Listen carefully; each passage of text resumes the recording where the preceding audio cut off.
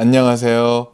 주님의 마음을 받는 중요한 시간 주마중입니다. 이번 월요일 날 주마중에 처음서부터 함께 주마중 나누었던 분들 이렇게 댓글로 나눠주시면 많이 힘이 된다라고 말씀드렸는데, 많은 분들이 이렇게 또 나타나셔서 댓글을 달아주셨습니다. 조용히 따라오다가 또 처음 댓글 남긴다라고 했는데요. 너무나도 행복한 한 주였습니다. 괜히 댓글 때문에 부담 갖지는 마세요. 어쩌다가 힘이 빠지면 요청하겠습니다. 오늘 주님이 주시는 마음은요, 이사야 43장입니다. 이사야 43장 21절 말씀으로 주님의 마음을 받으려고 합니다. 이 백성은 내가 나를 위하여 지었나니 나를 찬송하게 하려 함이니라. 아멘. 아멘. 한 번 더 나누겠습니다. 이 백성은 내가 나를 위하여 지었나니 나를 찬송하게 하려 함이니라. 아멘. 아멘. 네, 이번에는 새번역 버전으로 나누겠습니다. 이 백성은 나를 위하라고 내가 지은 백성이다. 그들이 나를 찬양할 것이다. 아멘. 이번에는 쉬운 성경 버전입니다. 이들은 내가 나를 위하여 지은 백성이다. 그들이 나를 찬양할 것이다. 아멘. 오늘 또 이 중요한 말씀과 함께 같이 볼 책이 있습니다. 하나님만 바라보는 시간, 이태재 목사님의 책을 가지고 나누려고 합니다. 이번 한 주간 하나님만 바라보는 시간 챌린지 열심히 따라오셨을 텐데요. 월요일서부터 금요일까지 저녁 9시마다 저자가 직접 나와서 은혜를 나눠주시는데요. 그 책에서 나온 글인데요. 함께 보면 너무 좋을 것 같습니다. 글의 제목은요, 드디어 내가 창조된 이유를 알았다 입니다. 이 백성은 내가 나를 위하여 지었나니 나를 찬송하게 하려 함이니라. 우리는 하나님을 위해 지어졌습니다. 이 구절의 원문을 살펴보면 나를 통과하여 지었다라는 의미를 담고 있어요. 무슨 뜻인가요? 우리가 모두 어머니의 몸을 통해 태어나듯 하나님을 통과해서 그분의 자녀로 지어졌다는 겁니다. 우리는 하나님을 닮아 소중하게 창조된 존재입니다. 하나님을 통과하여 그분을 닮은 존재로 창조되었으니까요. 그렇다면 하나님께서 우리를 창조하신 목적이 무엇일까요?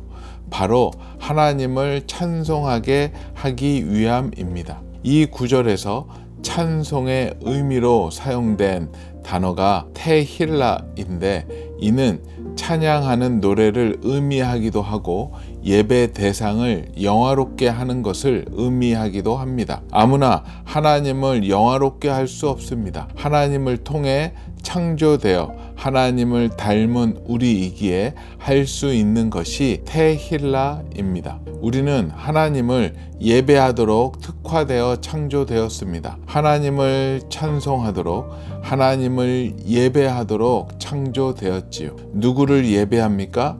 하나님만을 예배합니다. 너무 당연한 이야기지요. 그런데 이 명제가 무너질 때가 얼마나 많은지 모릅니다.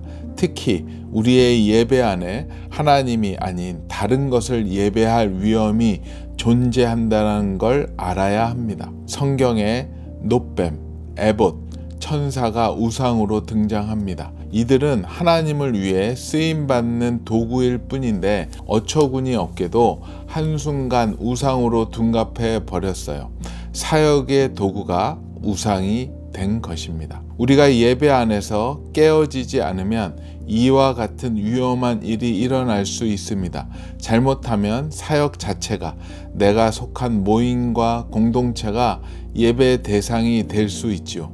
그래서 깨어 있어야 합니다. 제가 한창 예배를 배울 때 예배 모임 중에 한 목사님이 이런 말씀을 전해 주셨어요. 만약 모임이 우리의 안정감이 되고 이 모임을 예수님보다 더 의지하게 된다면 과감하게 정리해야 한다고요.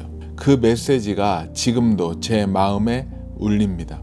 미국 젊은이들의 영적 각성을 위한 집회로 알려진 패션 컨퍼런스에 참여한 적이 있습니다. 워십 밴드의 구성도 너무나 화려하고 프로다웠고 예배의 흐름도 매우 좋았어요. 찬양하면서 얼마나 큰 은혜를 받았는지요. 그런데 그 모임의 설교자들이 끊임없이 우리는 예배를 예배하지 않는다. 우리는 예배의 표현 자체를 숭배하는 함정에 빠지기 쉽다와 같은 메시지를 전했어요. 마치 자신을 지키기 위한 다짐처럼 들리더군요. 이처럼 선호하는 예배 스타일이 우상으로 자리 잡을 수 있습니다. 하나님을 높여드리는 자리면 그곳이 어디든 어떤 형태든 예배로 성립됩니다. 그런데 내가 좋아하는 스타일이어서 예배 드릴 수 있고 내가 좋아하지 않는 스타일이어서 예배 드리기 어렵다면 예배의 형태가 하나님보다 더 높아져 있는 게 아닐까요? 하나님만 예배해야 한다는 걸 누가 모르겠어요. 그런데 가장 중요한 이 전제가 쉽게 흔들리고 우상이 될 수 있다는 사실을 인지해야 합니다. 이 부분에서 깨어있기 위한 긴장감이 늘 필요해요. 잘못하면 예배 스타일이나 섬기는 사역 자체를 예배할 수 있기 때문입니다. 심지어는 하나님보다 사람을 예배할 수도 있지요. 우리는 외쳐야 합니다. 하나님 한 분만이 우리의 예배 대상이십니다. 이 고백이 흔들리지 않는 중심이 되어야 합니다. 아멘. 저도 오늘 이 말씀을 읽으면서 말씀이 새롭게 다가왔습니다. 이 말씀을 읽으면 나의 존재의 목적, 나의 창조의 목적을 다시 한번 깨닫게 되고 내가 무엇을 이 땅에서 해야 되는가, 가장 우선적으로 해야 될 것이 무엇인가를 한번 생각하게 해주는 말씀이라고 생각을 합니다. 저번 주 토요일에는 아주 귀한 곳에 다녀왔습니다. 강력한 주님의 임재가 함께하는 곳, 정말로 큰 은혜가 있는 곳, 하나님을 향한 멋진 찬양과 예배가 있는 곳을 다녀왔습니다. 그곳은 그런데 멋진 건물이나 공간은 아닙니다. 그냥 길바닥이었습니다. 술집과 시끄러운 소리가 많이 들려 나오는 광장의 한 곳이었습니다. 그곳에는 최고급 음향기기들도 어떠한 스크린도 없는 곳입니다. 그냥 앰프 하나, 마이크 하나였습니다. 주변에 멋진 청중들도 없었죠. 술 취해 흐느적거리는 사람들, 떠드는 사람들, 구경하는 사람들만 있었죠. 물론 그곳에 그 예배를 사모해서 모여든 하나님의 작은 자들만 있었습니다. 하지만 그곳에 주님의 영광이 임하셨고요. 하나님을 정말 사랑하는 한 명의 예배자가 그곳에서 온 마음과 정성을 다해서 여호와 한 분만을 오늘 말씀처럼 찬양하고 찬송하며 집중했습니다. 또 그 버스킹 예배자와 마음을 함께하고 은혜를 함께하는 전 세계에서 오신, 그날 봤더니 미국 LA에서도 오고 인도네시아에서도 오고 멀리 지방에서도 오고 인천, 부산, 대구에서 다 오신 것 같더라고요. 바로 그곳은 광명에 있는 철산역 로데오 거리 한복판에 있는 주님을 찬송하는 그 예배였습니다. 그곳에서 그 버스킹 예배자 그분은 만 9년 동안 그 자리에서 매주 토요일 저녁 7시 30분에 한 주도 빠지지 않고 그곳에서 찬양하고 예배했었죠. 뒤에는 감자탕집이 있고 옆에는 술집들이 있고 위에는 그 주점들이 있는 곳, 그곳에서 무슨 소리를 듣더라도 무슨 상황이더라도 그곳에서 예배했는데요. 그날 가서 봤는데 이제는 옆에 잘 범접하지 못하는 것 같아요.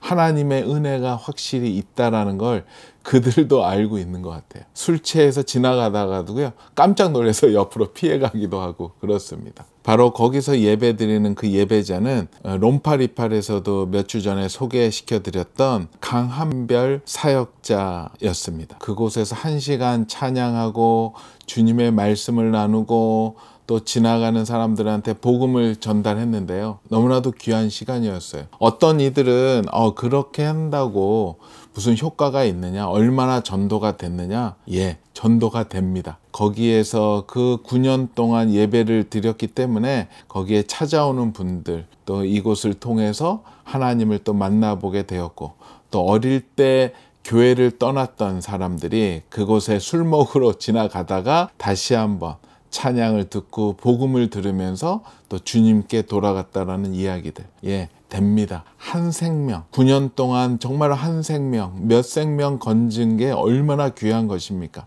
한 생명이 돌아오면 하늘나라에서 잔치가 벌어지는데요. 그런 효율성으로 절대 따지지 마시고요. 그렇다고 해서 그 주변 사람들한테 피해 주는 거 없습니다. 그곳에서 조용하게 모여서 진실된 마음으로 예배하고 찬양하고 그런 모습들, 그곳에 함께한 전국에서 모인 예배자들 너무나도 귀하더라고요. 어떤 분은, 저 옆에 있었던 분은 인천에서 딸내미랑 같이 왔어요. 엄마가, 그 따님과 그 엄마가 진심으로 하나님께 경배하더라고요. 그리고 나중에 얘기를 잠깐 나눴는데 이 딸이 또 고3이래요. 얼마 시험 남지도 않았는데, 하지만 그 현장을 보여주고 싶어서 엄마랑 같이 토요일 날 이렇게 나왔다 그러더라고요. 너무나도 기쁜 예배였어요. 그곳에 모이신 분 한 분 한 분 뭐 다 만나볼 수는 없었지만 다들 사연도 있었고 예배하고 싶어서 왔고 같이 응원하고, 우리 주마중 식구들도 꼭 한번 강한별 우리 사역자 한번 격려를 위해서라도 그곳에 한번 가시면 너무 좋을 것 같아요. 우리 자녀들과 같이 가셔서 광야의 예배라는 게 어떤 것이고 거기에서 주님만을 바라보게 되고, 그 예배 그 터에서 하늘을 봤더니요, 하늘에 별이 보이더라고요. 그 별 옆에 하나님이 그 예배하는 자들을 축복해 주시는 그런 눈길도 본 것 같은 그런 느낌이 있었습니다. 철산역 1번 출구 나오시고 조금만 걸어 들어오면은 거기 광장 앞에 모여 있습니다. 그래요. 우리 인생의 목적, 우리 창조된 목적, 오늘 말씀에도 있는 것처럼 우리는 하나님을 찬송하기 위해 만들어진 사람들이고 예비된 사람들이라고 저는 확신합니다. 예배하는 것, 우리의 존재의 목적, 창조의 목적이 거기에 있습니다. 이 땅의 모든 생명체든 제품이든 간에 꼭 필요한 사명들이 다 있죠. 제품으로 얘기하자면 어떤 제품이 나오면 거기에는 제품 설명서가 항상 딸려 나옵니다. 누가 만들었고 그 제조한 나라가 어디이고 이 제품이 무엇으로 만들어졌고 사용기간, 유통기간이 언제까지이고, 그리고 가장 중요한 제품 설명, 이 제품은 무엇을 위해 만들어졌고 이 제품을 어떻게 사용하라는 정보들이 가득 나와 있습니다. 우리에게도 그런 정보가 있지 않을까요? 누가 만들었는가? 하나님이 우리를 만드셨죠. 어느 나라에서 만들었는가? 우리는 한국이 아닌 하나님 나라, 하늘나라에서 우리가 만들어졌죠. 하나님 나라의 출신들 아닙니까? 무엇으로 만들어졌습니까? 우리는 주님의 말씀으로 만들어졌습니다. 유통기한은 보통 한 80여 년 되지 않을까요? 거기에 플러스 마이너스 알파가 좀 있겠죠. 가장 중요한 사용 용도, 무엇에 쓰려고 우리가 만들어졌고 창조되었는가? 이 답은 오늘 말씀이죠. 새 번역이 또 더 쉽게 나와 있습니다. 이 백성은 나를 위하라고 내가 지은 백성이다. 그들이 나를 찬양할 것이다. 우리의 존재의 목적은 바로 이것입니다. 우리는 하나님을 위해서 만들어진 존재들입니다. 또 하나님의 백성이고 자녀입니다. 그리고 우리는 하나님을 찬양할 것이라고 하나님께서 직접 약속하셨고 말씀하셨고 선포하셨습니다. 우리 창조의 목적대로, 존재의 이유대로 우리 주마중 식구들 잘 살고 계세요? 물론 처음에는 그것을 깨달았을 때 다들 잘해요. 근데 문제는 시간이 좀 지나고 세월이 지나면 슬금슬금 다른 것들이 들어오죠. 마음이 좀 해이해지죠. 하나님만 높이고 주님께만 영광을 돌려야 되는데 슬슬 내 생각이 들어오고 내 영광이 들어오고 내 마음이 들어와서 나의 교만함과 욕심이 들어와, 어찌 보면 아까 목사님이 본문에서 이야기하신 것처럼 예배 때 쓰임받는 사역의 도구들이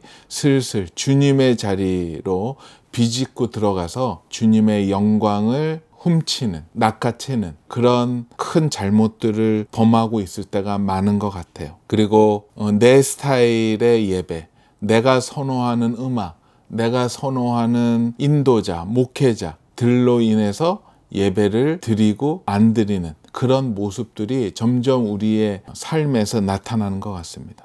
하나님이 받으셔야 될 영광을 우리가 이제 조금씩 뺐고 어느 순간 그 영광을 우리가 완전히 가로채는 그 순간서부터 그가 드렸던 예배는, 또 그런 예배를 드리는 사역단체든 사역자든 교회든 개인이든 서서히 무너져가고 망해가는 길을 가는 것을 저는 이곳에 있으면서 너무 많이 목도했었던 것 같아요. 그런 일들이 나에게도 우리 주마중 식구들에게도 안 생긴다는 보장이 절대 없습니다. 말씀을 보면 곳곳에 하나님께서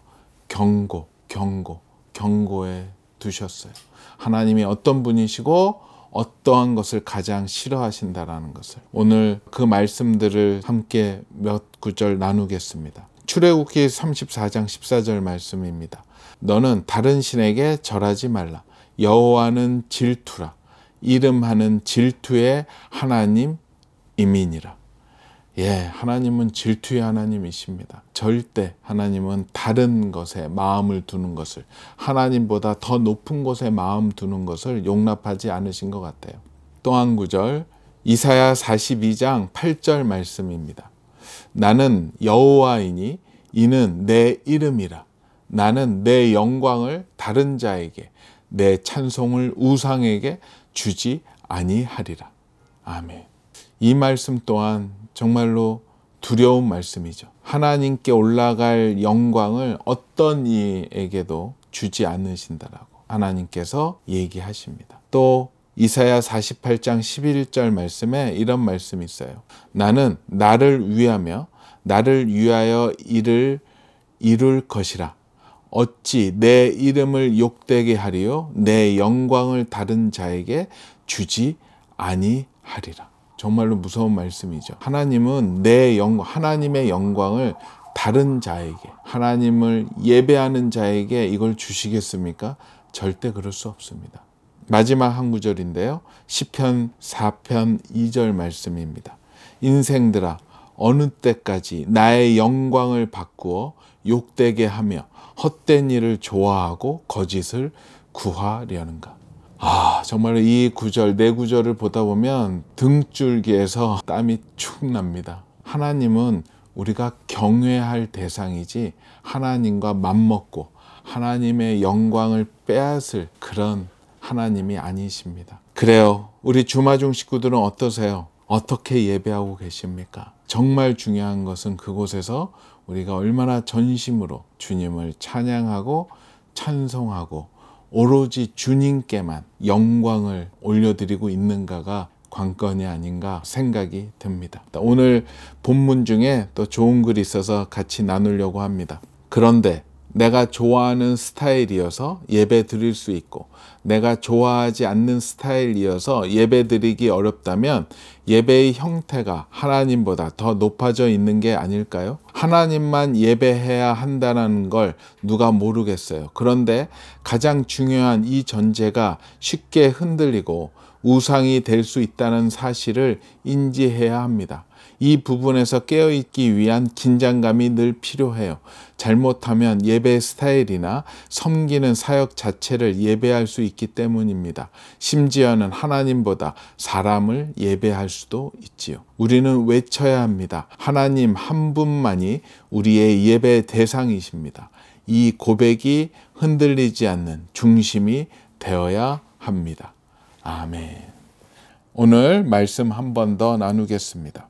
이 백성은 내가 나를 위하여 지었나니 나를 찬송하게 하려 함이니라. 아멘. 같이 기도하겠습니다. 주님 감사합니다. 주님 감사합니다. 오늘 다시 저의 창조 목적을 깨달았습니다. 주님 앞에 나와 주님을 예배하며 나의 온 마음과 뜻을 다하여 주님을 찬송하는 것이, 주님께 영광 올려드리는 것이 저의 첫 번째 되는 목적이며 존재의 이유임을 다시 한번 고백합니다. 주님, 우리 주마중 식구들도 우리가 다 같이 하나님 앞에 첫 줄에 서 있는 예배자가 되어 주님 앞에 나아가는 하나님의 백성들 되게 허락하여 주시옵소서. 감사하오며 거룩하신 예수 그리스도 이름으로 기도합니다. 아멘. 아멘. 그래요. 우리 예배에서는 양보하지 않았으면 좋겠습니다. 다 맨 첫 줄에 씁시다. 이 땅의 모든 예배자들이, 하나님의 자녀들이 맨 첫 줄에 서서 쭉 띠를 이루고 주님을 찬양하고 주님을 높이고 영광 올릴 때 하나님께서는 정말로 기뻐하시지 않을까 생각이 듭니다. 내일 주일 한번 멋지게 주님을 찬양하고 예배하는 날 되었으면 좋겠습니다. 오늘도 블레싱.